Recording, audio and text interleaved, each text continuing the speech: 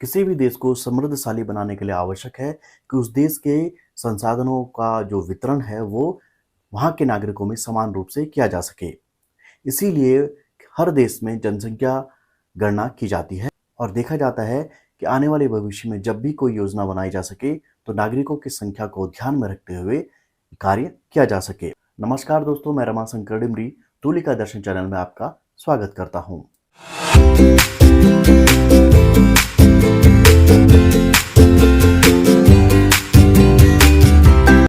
दोस्तों, आज के इस अंक में हम बात करने जा रहे हैं भारत में वर्तमान में की जा रही जनगणना 2027 के बारे में और जानने का प्रयास करेंगे कि भारत में पहली बार जनगणना कब आरंभ की गई थी और वे क्या कारण थे जिसके कारण ब्रिटिश गवर्नमेंट ने भारत में जनगणना आरंभ करवाई थी। तो शुरू करते हैं आज का वीडियो और सबसे पहले हम जानते हैं जनगणना का इतिहास कि भारत में जनगणना कब से आरंभ हुई है और भारत में जो सबसे पहले जनगणना करवाई थी वो ब्रिटिश लोगों ने करवाई थी। तो समझने का प्रयास करेंगे कि भारत में ब्रिटिशों ने जनगणना क्यों करवाई थी।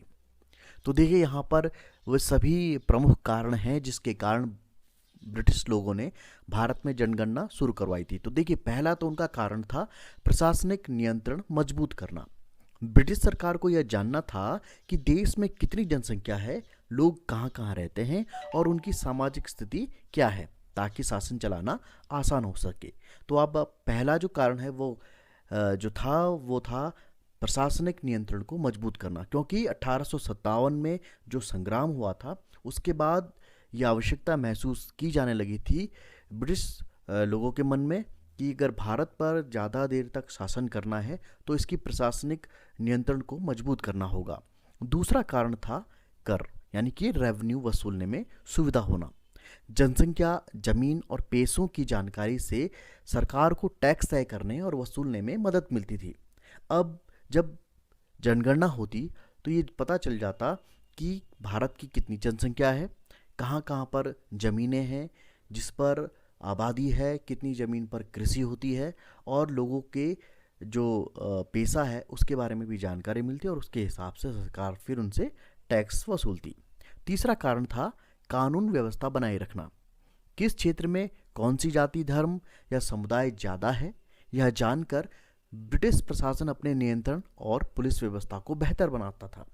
जैसे कि हमने देखा कि 1857 के संग्राम के बाद यह आवश्यकता महसूस होने लगी थी ब्रिटिश गवर्नमेंट के अंदर कि हमको कानून व्यवस्था को बनाए रखने के लिए सबसे पहले तो हमको यहाँ की डेमोग्राफी समझनी होगी कि यहाँ पर कौन कौन सी जातियाँ रहती हैं, कौन कौन से यहाँ पर धर्म हैं, समुदाय हैं, जिसके द्वारा हम कानून व्यवस्था को बनाए रखें, लॉ एंड ऑर्डर को मेंटेन रखें।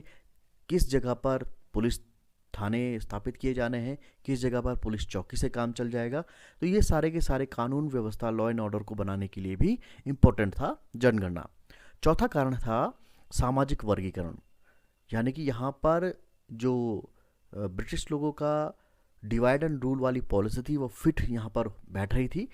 जनगणना में लोगों को धर्म, जाति और समुदाय के आधार पर बांटना ब्रिटिशों की फूट डालो और राज करो नीति को मजबूत करता था। पांचवा मुख्य कारण था आर्थिक और सैन्य योजनाएं। किस क्षेत्र में कितने लोग हैं, कौन कौन से पेशे में हैं, इससे सेना भर्ती और संसाधनों के उपयोग की योजना बनती थी। अब हमने देखा कि आर्थिक और सैन्य योजना बनाने के लिए भी जनगणना के जो आंकड़े थे वो काफ़ी महत्वपूर्ण थे ब्रिटिश राज में।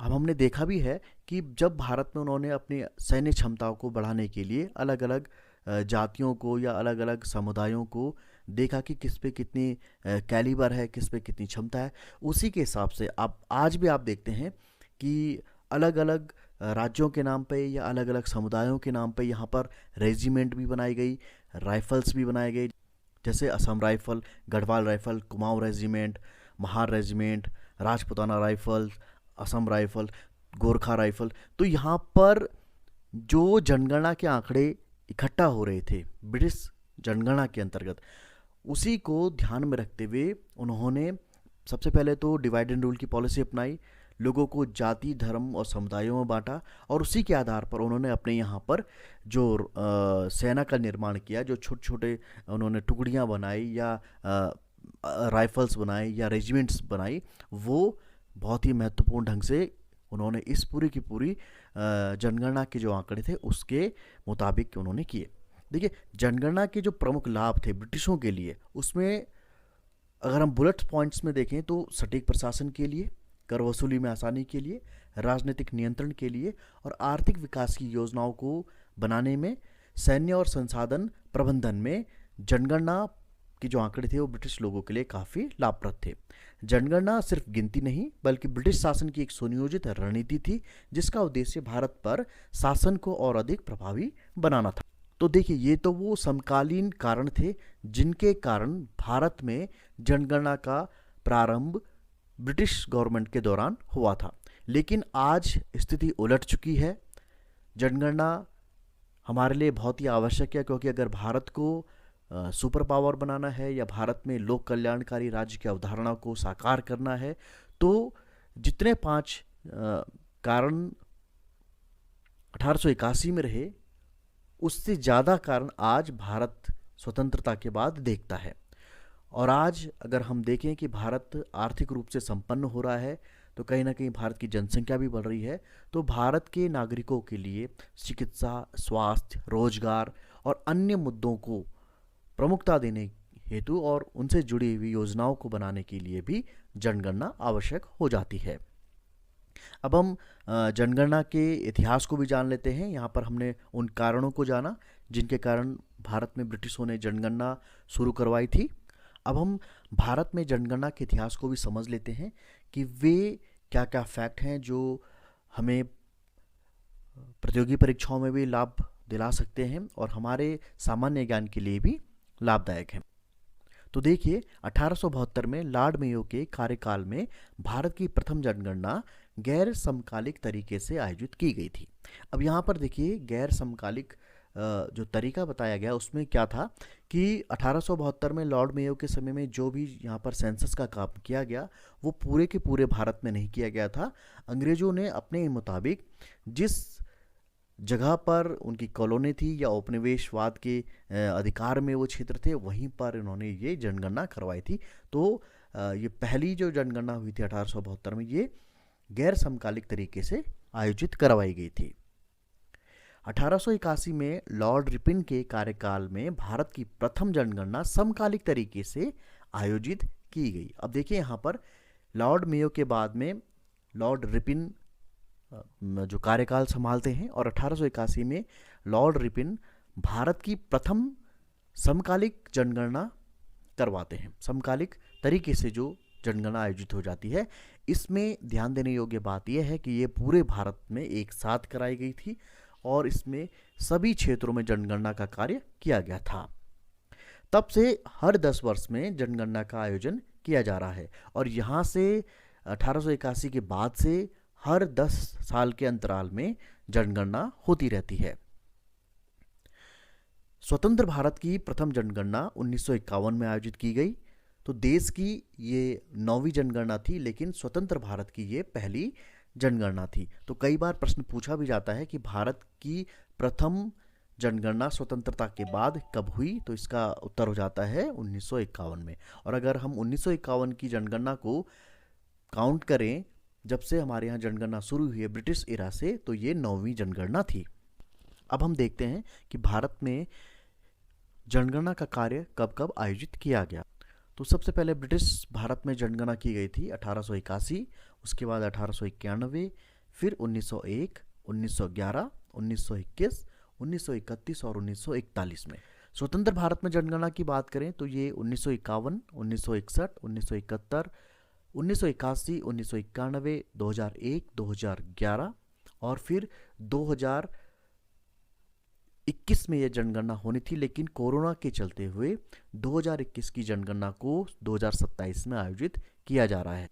अब हम बात कर लेते हैं कि 2027 में भारत की जनगणना का जो कार्य किया जा रहा है उसके फैक्ट क्या हैं, क्या फैक्ट हैं जो परीक्षा में पूछे जा सकते हैं, जो हमारे लिए काफ़ी लाभप्रद हैं। तो देखिए, भारत की जनगणना 2027 के अगर हम शुभंकरों की बात करें तो यहाँ पर 2 शुभंकर बनाए गए हैं। एक महिला है, एक पुरुष। पुरुष हैं उनका नाम है विकास और जो महिला है उनका नाम है प्रगति। 2027 की जनगणना के अगर हम प्रमुख तथ्यों को देखें तो जनगणना 2027 भारत की प्रथम डिजिटल जनगणना है। तो आपने देखा होगा कि अगर आपके घर पर भी प्रगणक आ रहे होंगे तो उनके हाथ में डिजिटल डिवाइस होंगी, मोबाइल होंगे, और जो भी डाटा वो कलेक्ट कर रहे हैं वो ऑनलाइन डिजिटल माध्यम से कलेक्ट कर रहे हैं। पहली बार नागरिकों को स्वगणना पोर्टल के माध्यम से अपने परिवार का विवरण ऑनलाइन भरने का भी यहाँ पर विकल्प दिया गया है। जनगणना 2027 दो चरणों में होगी। प्रथम चरण 1 अप्रैल 2026 से सितंबर 2026 तक आवास सूचीकरण, और दूसरा चरण फरवरी 2027 जनसंख्या गणना का होगा। तो आप देख भी रहे होंगे कि आजकल जो प्रगणक आपके घर में आ रहे होंगे वो आपके भवन से संबंधित जानकारी जुटा रहे होंगे, भवन गणना कर रहे होंगे और आपके भवन को एक क्रमांक भी दे रहे होंगे। 2027 की जनगणना के अगर हम अन्य तथ्यों की बात करें तो जनगणना 2027 में प्रथम बार जाति आधारित डेटा भी एकत्रित किया जाए।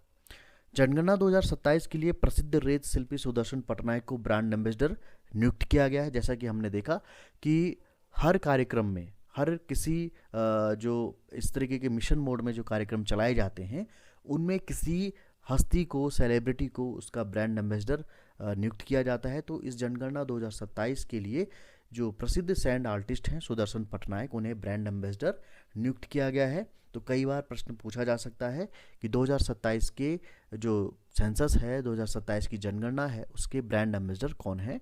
तो वे हैं सुदर्शन पटनायक। सुदर्शन पटनायक जी के बारे में अगर हम ज़्यादा जानकारी देखें तो सुदर्शन पटनायक जी को वर्ष 2014 में पद्मश्री सम्मान प्रदान किया गया है। 2012 में गोदावरी अवार्ड भी उन्हें प्राप्त हुआ है और 5 लिम्का बुक वर्ल्ड रिकॉर्ड्स लगातार इन्होंने अपने नाम किए हैं।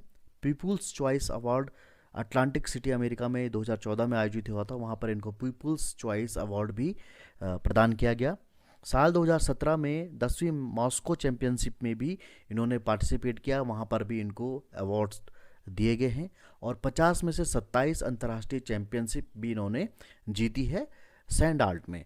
तो इस बार सुदर्शन पटनायक जी जो पद्मश्री प्राप्त हैं उन्हें 2027 का ब्रांड एम्बेसडर नियुक्त किया गया। तो ये सुदर्शन पटनायक जी से संबंधित फैक्ट थे जो कि परीक्षा में पूछे जा सकते हैं, तो इसको भी आप ध्यान में रखिएगा।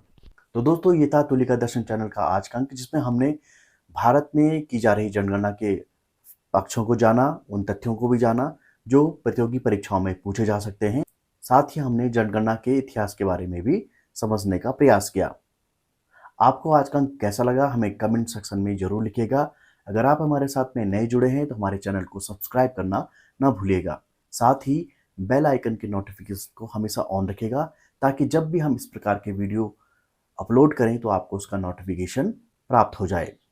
आज के अंक में इतना ही, मिलते हैं अगले अंक में किसी नए टॉपिक के साथ में। तब तक के लिए दीजिए मुझे इजाज़त। नमस्कार।